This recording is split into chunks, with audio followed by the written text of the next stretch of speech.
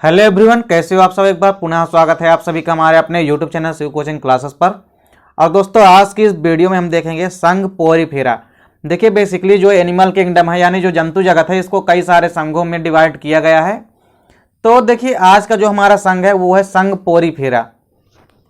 तो आइए सीधा वीडियो को स्टार्ट करते हैं। देखिए, संघ पोरीफेरा की यदि हम बात करें तो देखिए, इस संघ के अंतर्गत आने वाले जो जीव होते हैं वो आद्य होते हैं एवं सरल तथा ऊतक विहीन एवं असंख्य छिद्रों वाले बहुकोशिकीय जंतुओं को सम्मिलित किया गया है। देखिए, संघ पोरीफेरा के अंतर्गत जितने भी जीवधारी आते हैं वो ऐसे होते हैं जिनमें ऊतक विहीन यानी ऊतक जो है किसी प्रकार से ऊतक तंत्र इनमें नहीं पाए जाते, यानी टिश्यू लेवल जो है इनमें एब्सेंट होता है।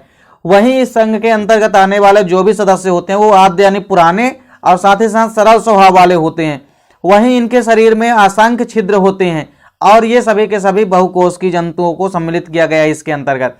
तो बेसिकली जो संघ पोरीफेरा होता है इसमें ऊतक विहीन तथा असंख्य छिद्रों वाले बहुकोशिकीय जीव आते हैं जिन्हें स्पंज कहते हैं। इन्हें हम क्या कहते हैं? स्पंज भी कहते हैं। स्पंजों की लगभग 5000 प्रजातियां ज्ञात है। कितनी? 5000 प्रजातियां इनकी अब तक में स्पीशीज ज्ञात हो चुकी है। वहीं अधिकांश स्पंज जो हैं वो समुद्री जल में पाए जाते हैं, लेकिन कुछ प्रजातियां जो है स्वच्छ जलों में भी पाई जाती है।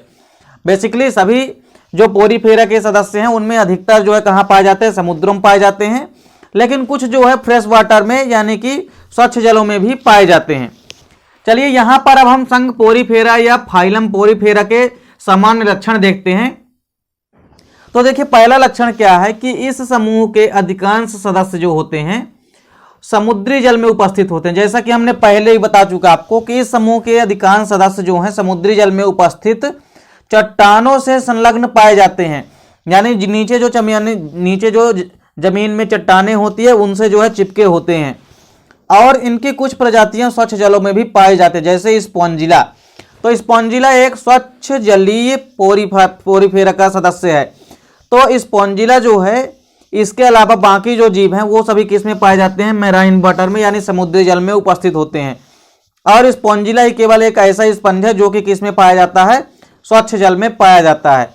इनका देखिए दूसरा लक्षण क्या है कि ये बहुकोशिकीय होते हैं यानी मल्टी सेलुलर होते हैं।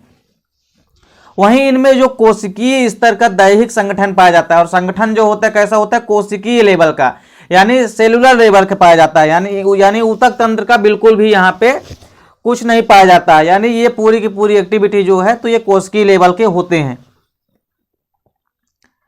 तथा ऊतक एवं अंग जो है अनुपस्थित होते हैं। जैसा कि पहले ही बताया हमने कि इनमें ऊतक तंत्र का क्या होता है? पूरी तरह से अभाव होता है।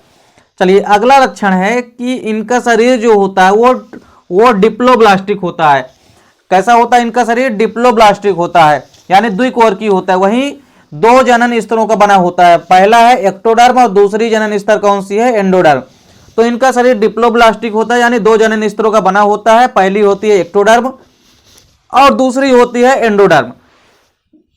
इसके बाद देखिए अगला यहाँ पे क्या है लक्षण कि इनका शरीर जो है प्रायः अरीय सममिति वाला होता है।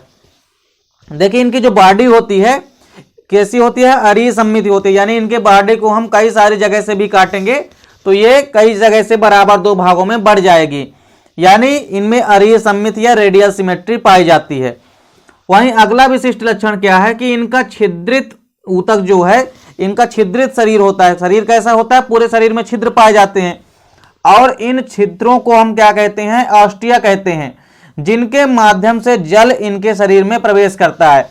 तो इनके शरीर जो है छिद्रित होता है, जिन्हें हम क्या कहते हैं? जिन छिद्रों को हम ऑस्टिया कहते हैं, और जिसके माध्यम से ही जल जो होता है वो इनके शरीर में प्रवेश करता है। अगला है कि इनके शरीर के अग्रभाग पर एक बड़ा छिद्र पाया जाता है जिसे हम ऑस्कुलम कहते हैं। क्या कहते हैं? जिसे हम ऑस्कुलम कहते हैं। और इसी छिद्र के द्वारा ही शरीर के अंदर उपस्थित जल जो है वो बाहर निकलता है। देखिए, एक जो पूरे जगह में छिद्र पाया जाता है जिसको हम क्या कहते हैं? ऑस्टिया कहते हैं। तो ऑस्टिया के माध्यम से जो जल होता है वो शरीर के अंदर जाता है, लेकिन इनके शरीर के अग्रभाग पर एक बड़ा छिद्र पाया जाता है जिसे हम ऑस्कुलम कहते हैं। इसी छिद्र के द्वारा ही शरीर के जो अंदर जल होता है वो बाहर निकलता है। तो इसी छिद्र के माध्यम से, जिसको हम क्या कहते हैं? ऑस्कुलम कहते हैं। तो ऑस्टिया के माध्यम से जो है शरीर में जल प्रवेश करता है और ऑस्कुलम के माध्यम से जल शरीर के बाहर निकलता है। अगला यहाँ पे लक्षण है कि इनके शरीर में एक स्पंज गुहा पाई जाती है। यह अग्रभाग में उपस्थित छिद्र ऑस्कुलम द्वारा बाहर खुलती है। इनके शरीर के अग्रभाग पर स्पंज गुहा पाई जाती है तथा यह अग्रभाग में खुलती है ऑस्कुलम छिद्र के बाहर। चलिए अगला लक्षण है इनका कि स्पंजों में प्रजनन जो होता है वो अलैंगिक एवं लैंगिक दोनों विधियों द्वारा होता है, यानी सेक्सुअल रिप्रोडक्शन और असेक्सुअल रिप्रोडक्शन, इनमें दोनों प्रकार का रिप्रोडक्शन जो है या प्रजनन जो है वो पाया जाता है। चलिए यदि हम बात करें अलैंगिक जनन की, तो इनमें जो अलैंगिक जनन होता है वह मुख्य रूप से किसके द्वारा होता है? कलिकायन यानी बडिंग के द्वारा होता है। किसके द्वारा होता है? कलिकायन या बडिंग के द्वारा होता है। जबकि जो लैंगिक प्रजनन होता है वह किसके द्वारा होता है? युग्मकों के द्वारा होता है, यानी मेल और फीमेल गैमीट जो है आपस में मिलेंगे तब इनमें क्या होगा? लैंगिक जनन होगा। इसके कई सारे एग्जाम्पल हैं, तो देखिए संघ पोरीफेरा के या स्पंज के कई सारे एग्जाम्पल हैं। पहला है स्पॉन्जिला जो कि स्वच्छ जलीय होता है, वहीं इसके अलावा यूस्पोंजिया तथा साइकान आदि, ये सभी के सभी किसके एग्जाम्पल हैं? संघ पोरीफेरा के एग्जाम्पल हैं। तो उम्मीद करता हूं दोस्तों कि आपको संघ पोरीफेरा का जो सामान्य लक्षण है वो आपको समझ में आ गया होगा। दोस्तों ये क्वेश्चन पेपर में आपसे पूछे जा सकते हैं, क्योंकि कोई ना कोई संघ के लक्षण आपसे पेपर में पूछा जाता है।